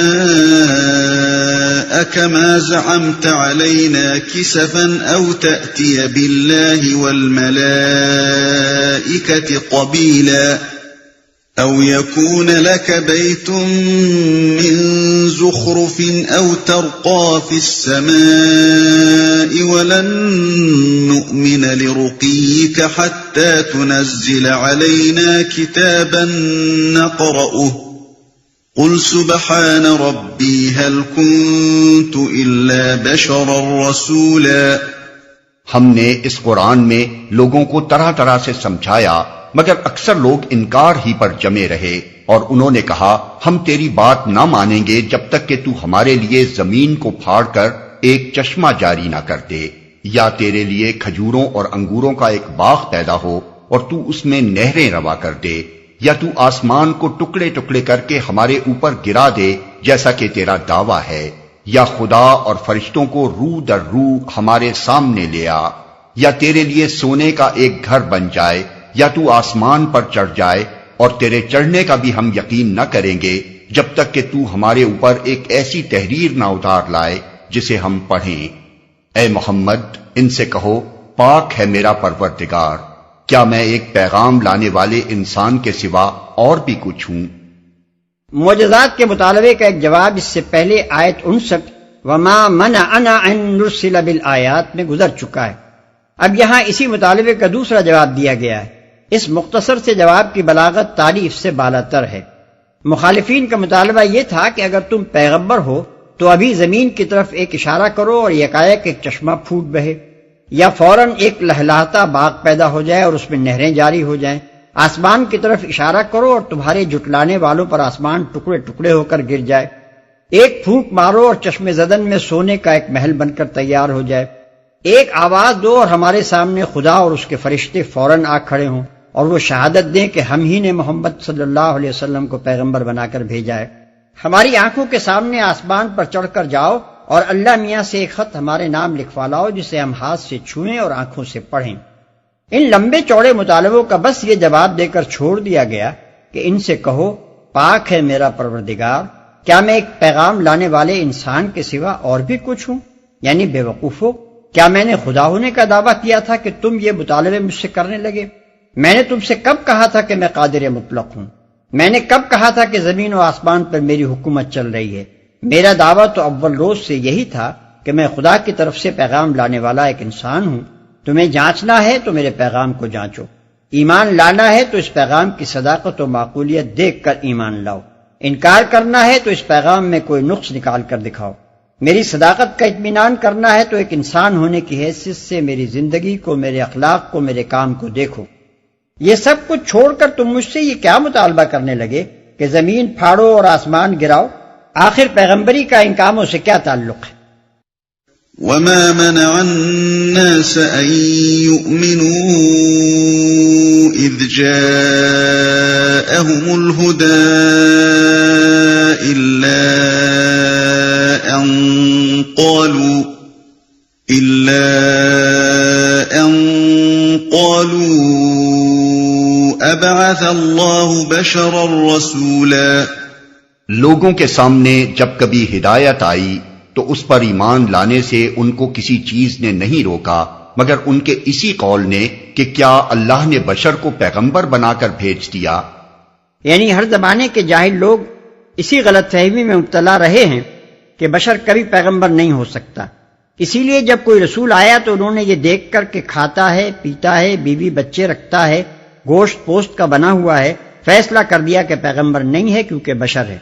اور جب وہ گزر گیا تو ایک مدت کے بعد اس کے عقیدت مندوں میں ایسے لوگ پیدا ہونے شروع ہو گئے جو کہنے لگے کہ وہ بشر نہیں تھا کیونکہ پیغمبر تھا. چنانچہ کسی نے اس کو خدا بنایا، کسی نے اسے خدا کا بیٹا کہا اور کسی نے کہا کہ خدا اس میں حلول کر گیا تھا.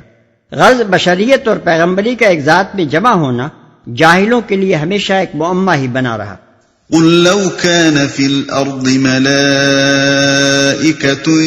يمشون مطمئنين لنزلنا عليهم من السماء ملكا رسولا.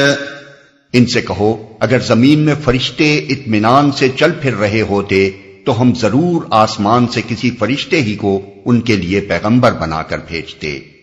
یعنی پیغمبر کا کام صرف اتنا ہی نہیں ہے کہ آ کر پیغام سنا دیا کرے، بلکہ اس کا کام یہ بھی ہے کہ اس پیغام کے مطابق انسانی زندگی کی اصلاح کرے.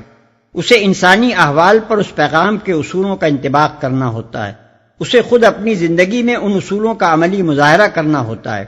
اسے ان بے شمار مختلف انسانوں کے ذہن کی گتھیاں سلجھانی پڑتی ہیں جو اس کا پیغام سننے اور سمجھنے کی کوشش کرتے ہیں. اسے ماننے والوں کی تنظیم اور تربیت کرنی ہوتی ہے تاکہ اس پیغام کی تعلیمات کے مطابق ایک معاشرہ وجود میں آئے. اسے انکار اور مخالفت و مزاحمت کرنے والوں کے مقابلے میں جد و جہد کرنی ہوتی ہے تاکہ بگاڑ کی حمایت کرنے والی طاقتوں کو نیچا دکھایا جائے اور وہ اصلاح عمل میں آ سکے جس کے لیے خدا نے اپنا پیغمبر مبعوث فرمایا ہے. یہ سارے کام جبکہ انسانوں ہی میں کرنے کے ہیں تو ان کے لیے انسان نہیں تو اور کون بھیجا جاتا؟ فرشتہ تو زیادہ سے زیادہ بس یہی کرتا کہ آتا اور پیغام پہنچا کر چلا جاتا. انسانوں میں انسان کی طرح رہ کر انسان کے سے کام کرنا اور پھر انسانی زندگی میں منشاء الہی کے مطابق اصلاح کر کے دکھا دینا کسی فرشتے کے بس کا کام نہ تھا.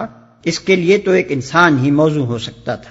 قل كفى بالله شهيدا بيني وبينكم إنه كان بعباده خبيرا بصيرا. اے محمد ان سے کہہ دو کہ میرے اور تمہارے درمیان بس ایک اللہ کی گواہی کافی ہے، وہ اپنے بندوں کے حال سے باخبر ہے اور سب کچھ دیکھ رہا ہے. یعنی جس طرح سے میں تمہیں سمجھا رہا ہوں اور تمہاری اصلاح حال کے لیے کوشش کر رہا ہوں اسے بھی اللہ جانتا ہے، اور جو کچھ تم میری مخالفت میں کر رہے ہو اس کو بھی اللہ دیکھ رہا ہے.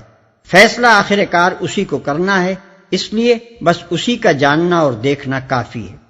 ومن يهد الله فهو المهتد ومن يضلل فلن تجد لهم أولياء من دونه ونحشرهم يوم القيامة على وجوههم عميا وبكما وصما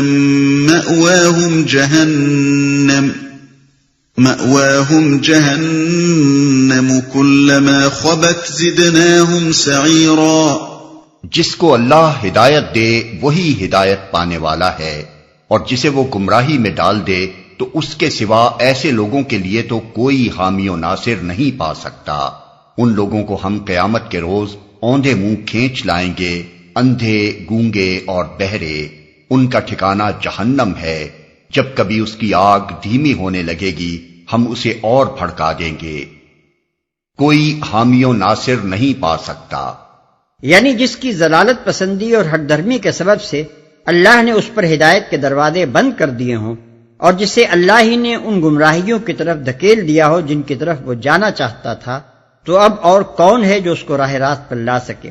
جس شخص نے سچائی سے منہ موڑ کر جھوٹ پر مطمئن ہونا چاہا اور جس کی اس خباثت کو دیکھ کر اللہ نے بھی اس کے لیے وہ اسباب فراہم کر دیے جن سے سچائی کے خلاف اس کی نفرت میں اور جھوٹ پر اس کے اطمینان میں اور زیادہ اضافہ ہوتا چلا جائے، اسے آخر دنیا کی کون سی طاقت جھوٹ سے منحرف اور سچائی پر مطمئن کر سکتی ہے؟ اللہ کا یہ قاعدہ نہیں کہ جو خود بھٹکنا چاہے اسے زبردستی ہدایت دے، اور کسی دوسری ہستی میں یہ طاقت نہیں کہ لوگوں کے دل بدل دے۔ اندھے، گونگے اور بہرے، یعنی جیسے وہ دنیا میں بن کر رہے، نہ حق دیکھتے تھے، نہ حق سنتے تھے اور نہ حق بولتے تھے، ویسے ہی وہ قیامت میں اٹھائے جائیں گے۔ ذلك جزاؤهم بأنهم كفروا بآياتنا وقالوا أإذا كنا عظاما ورفاتا أإنا لمبعوثون خلقا جديدا۔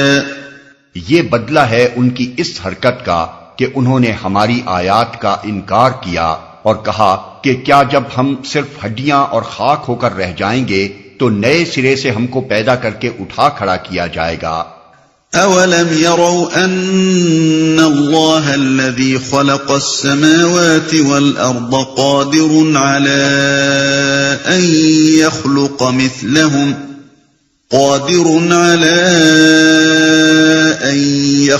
مِثْلَهُمْ وَجَعَلَ لَهُمْ أَجَلًا لَا رَيْبَ فِيهِ فَأَبَى الظَّالِمُونَ إِلَّا كُفُورًا۔ کیا ان کو یہ نہ سوجھا کہ جس خدا نے زمین اور آسمانوں کو پیدا کیا ہے وہ ان جیسوں کو پیدا کرنے کی ضرور قدرت رکھتا ہے، اس نے ان کے حشر کے لیے ایک وقت مقرر کر رکھا ہے جس کا آنا یقینی ہے، مگر ظالموں کو اصرار ہے کہ وہ اس کا انکار ہی کریں گے۔ قُل لَّوْ أَنتُمْ تَمْلِكُونَ خَزَائِنَ رَحْمَةِ رَبِّي إِذًا لَّأَمْسَكْتُمْ خَشْيَةَ الْإِنفَاقِ وَكَانَ الْإِنسَانُ قَتُورًا۔ اے محمد، ان سے کہو اگر کہیں میرے رب کی رحمت کے خزانے تمہارے قبضے میں ہوتے تو تم خرچ ہو جانے کے اندیشے سے ضرور ان کو روک رکھتے۔ واقعی انسان بڑا تنگ دل واقع ہوا ہے۔ یہ اشارہ اسی مضمون کی طرف ہے جو اس سے پہلے آیت 55 وَرَبُّكَ أَعْلَمُ بِمَنْ فِي السَّمَاوَاتِ وَالْأَرْضِ میں گزر چکا ہے۔ مشرکین مکہ جن نفسیاتی وجوہ سے نبی صلی اللہ علیہ وسلم کی نبوت کا انکار کرتے تھے، ان میں سے ایک اہم وجہ یہ تھی کہ اس طرح انہیں آپ کا فضل و شرف ماننا پڑتا تھا، اور اپنے کسی معاصر اور ہم چشم کا فضل ماننے کے لیے انسان مشکل ہی سے آمادہ ہوا کرتا ہے۔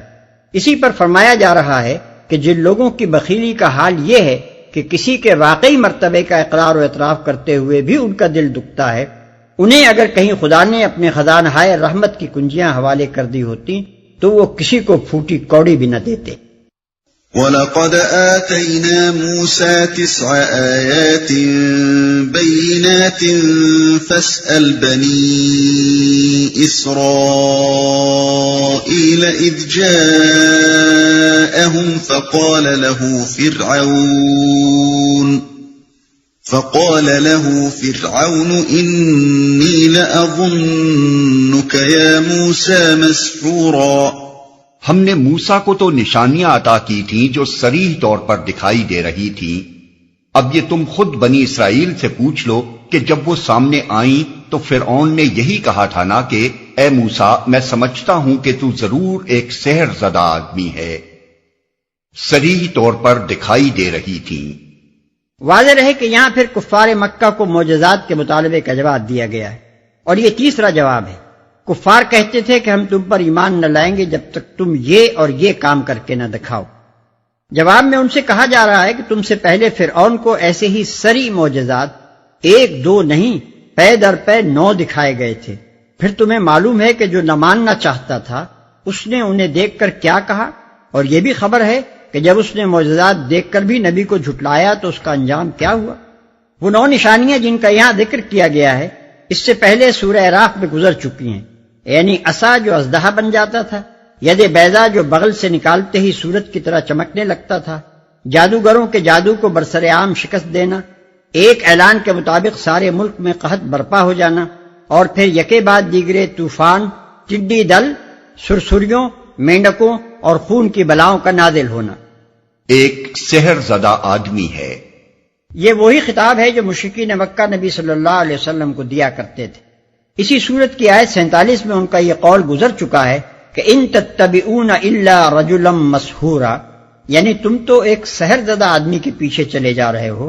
اب ان کو بتایا جا رہا ہے کہ ٹھیک اسی خطاب سے فرعون نے موسیٰ علیہ السلام کو نوازا تھا۔ اس مقام پر ایک ضمنی مسئلہ اور بھی ہے جس کی طرف ہم اشارہ کر دینا ضروری سمجھتے ہیں۔ زمانہ حال میں منکرین حدیث نے احادیث پر جو اعتراضات کیے ہیں، ان میں سے ایک اعتراض یہ ہے کہ حدیث کی روح سے ایک مرتبہ نبی صلی اللہ علیہ وسلم پر جادو کا اثر ہو گیا تھا، حالانکہ قرآن کی روح سے کفار کا نبی صلی اللہ علیہ وسلم پر یہ جھوٹا الزام تھا کہ آپ ایک سحر زدہ آدمی ہیں۔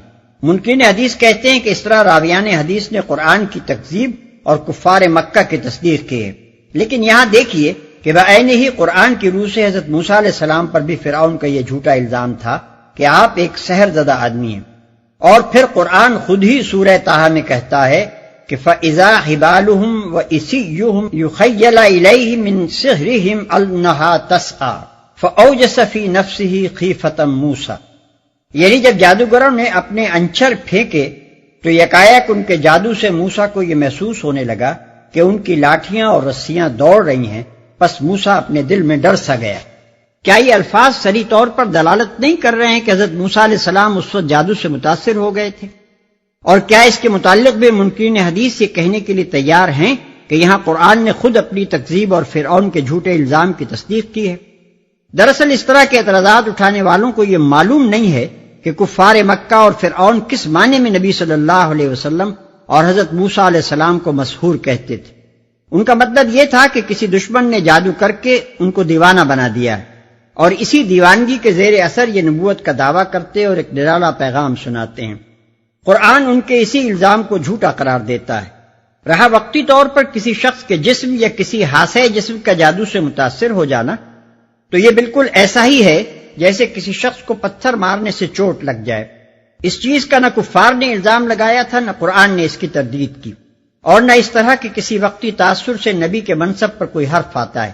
نبی پر اگر زہر کا اثر ہو سکتا تھا، نبی اگر زخمی ہو سکتا تھا، تو اس پر جادو کا اثر بھی ہو سکتا تھا۔ اس سے منصب نبوت پر حرف آنے کی کیا وجہ ہو سکتی ہے؟ منصب نبوت میں اگر قادر ہو سکتی ہے تو یہ بات کہ نبی کے قوائے عقلی و ذہنی جادو سے مغلوب ہو جائیں، حتیٰ کہ اس کا کام اور کلام سب جادو ہی کے زیر اثر ہونے لگے۔ مخالفین حق حضرت موسیٰ علیہ السلام اور نبی صلی اللہ علیہ وسلم پر یہی الزام لگاتے تھے، اور اسی کی تردید قرآن نے کی ہے۔ قال لقد علمت ما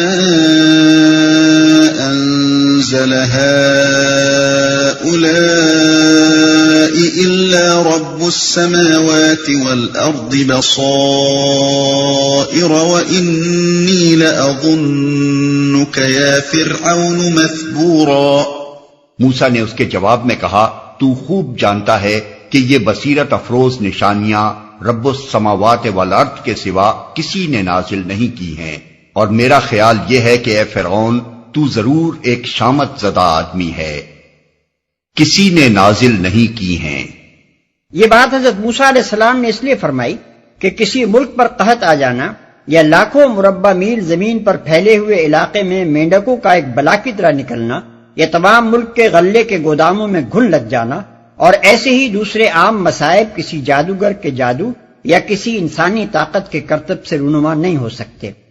پھر جبکہ ہر بلا کے نزول سے پہلے حضرت موسیٰ علیہ السلام فرعون کو نوٹس دے دیتے تھے کہ اگر تو اپنی ہٹ سے باز نہ آیا تو یہ بلا تیری سلطنت پر مسلط کی جائے گی، اور ٹھیک ان کے بیان کے مطابق وہی بلا پوری سلطنت پر نازل ہو جاتی تھی، تو اس صورت میں صرف ایک دیوانہ یا ایک سخت ہٹ دھرم آدمی ہی یہ کہہ سکتا تھا کہ ان بلاؤں کا نزول رب السماوات والارض کے سوا کسی اور کی کارستانی کا نتیجہ ہے۔ ایک شامت زدہ آدمی ہے، یعنی میں تو سحر زدہ نہیں ہوں، مگر تو ضرور شامت زدہ ہے۔ تیرا ان خدائی نشانیوں کو پے در پے دیکھنے کے بعد بھی اپنی ہٹ پر قائم رہنا صاف بتا رہا ہے کہ تیری شامت آ گئی ہے۔ فأراد أن يستفزهم من الأرض فأغرقناه ومن معه جميعا وَقُلْنَا مِن بَعْدِهِ لِبَنِي إِسْرَائِيلَ اسْكُنُوا الْأَرْضَ فَإِذَا جَاءَ وَعْدُ الْآخِرَةِ جِئْنَا بِكُمْ لَفِيفًا۔ آخر کار فرعون نے ارادہ کیا کہ موسیٰ اور بنی اسرائیل کو زمین سے اکھاڑ پھینکے، مگر ہم نے اس کو اور اس کے ساتھیوں کو اکٹھا غرق کر دیا، اور اس کے بعد بنی اسرائیل سے کہا کہ اب تم زمین میں بسو، پھر جب آخرت کے وعدے کا وقت آن پورا ہوگا تو ہم تم سب کو ایک ساتھ لا حاضر کریں گے، اب تم زمین میں بسو۔ یہ ہے اصل غرض اس قصے کو بیان کرنے کی۔ مشرکین مکہ اس فکر میں تھے کہ مسلمانوں کو اور نبی صلی اللہ علیہ وسلم کو سرزمین عرب سے ناپید کر دیں۔ اس پر انہیں یہ سنایا جا رہا ہے کہ یہی کچھ فرعون نے موسیٰ علیہ السلام اور بنی اسرائیل کے ساتھ کرنا چاہا تھا، مگر ہوا یہ کہ فرعون اور اس کے ساتھی ناپید کر دیے گئے اور زمین پر موسیٰ علیہ السلام اور پیروان موسیٰ علیہ السلام ہی بسائے گئے۔ اب اگر اسی روش پر تم چلو گے تو تمہارا انجام اس سے کچھ بھی مختلف نہ ہوگا۔ وَبِالْحَقِّ أَنزَلْنَاهُ وَبِالْحَقِّ نَزَلَ وَمَا أَرْسَلْنَاكَ إِلَّا مُبَشِّرًا وَنَذِيرًا۔ اس قرآن کو ہم نے حق کے ساتھ نازل کیا ہے اور حق ہی کے ساتھ یہ نازل ہوا ہے۔ اے محمد، تمہیں ہم نے اس کے سوا اور کسی کام کے لیے نہیں بھیجا کہ جو مان لے اسے بشارت دے دو اور جو نہ مانے اسے متنبہ کر دو۔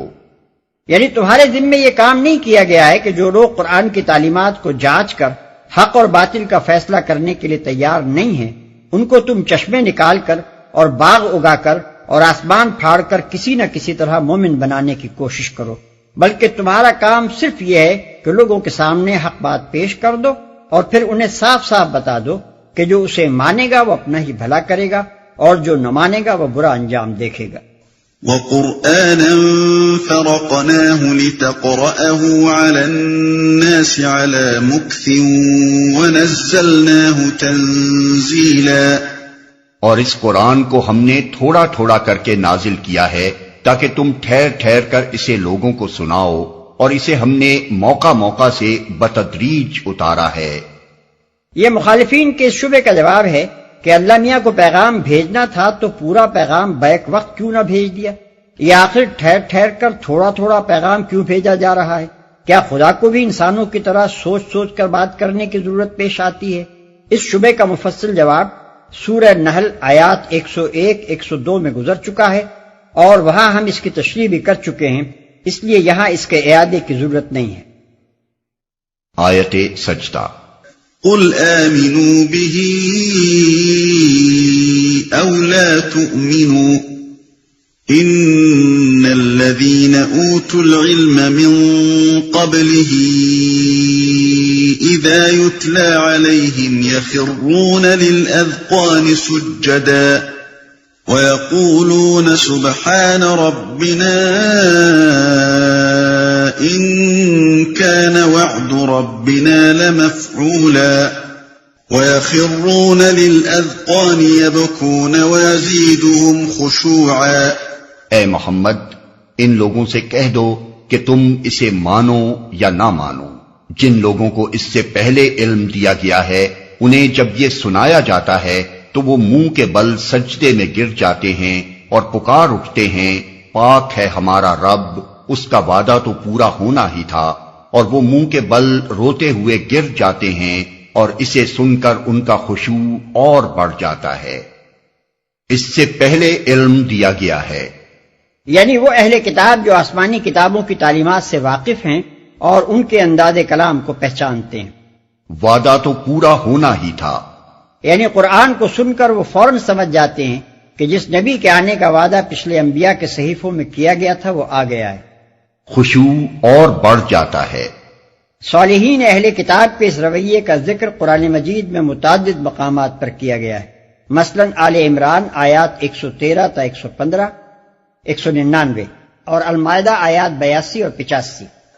قُلِ ادْعُوا اللَّهَ أَوِ ادْعُوا الرَّحْمَنَ أَيَّمَّا تَدْعُوا فَلَهُ الْأَسْمَاءُ الْحُسْنَى ولا تجهر بصلاتك ولا تخافت بها وابتغ بين ذلك سبيلا۔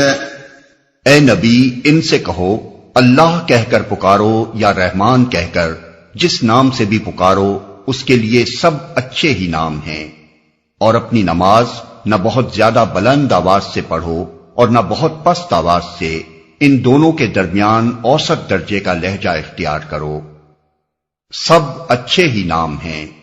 یہ جواب ہے مشرکین کے اس اعتراض کا کہ خالق کے لیے اللہ کا نام تو ہم نے سنا تھا، مگر یہ رحمان کا نام تم نے کہاں سے نکالا؟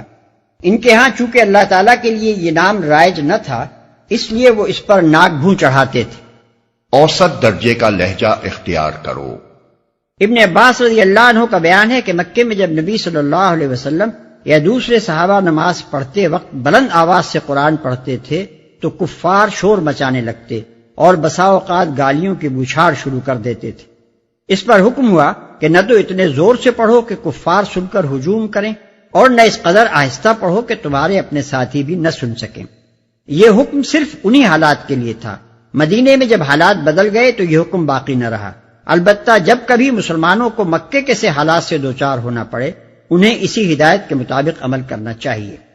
وَقُلِ الْحَمْدُ لِلَّهِ الَّذِي لَمْ يَتَّخِذْ وَلَدًا وَلَمْ يَكُنْ لَهُ شَرِيكٌ فِي الْمُلْكِ وَلَمْ يَكُنْ لَهُ وَلِيٌّ مِّنَ الذُّلِّ وَكَبِّرْهُ تَكْبِيرًا۔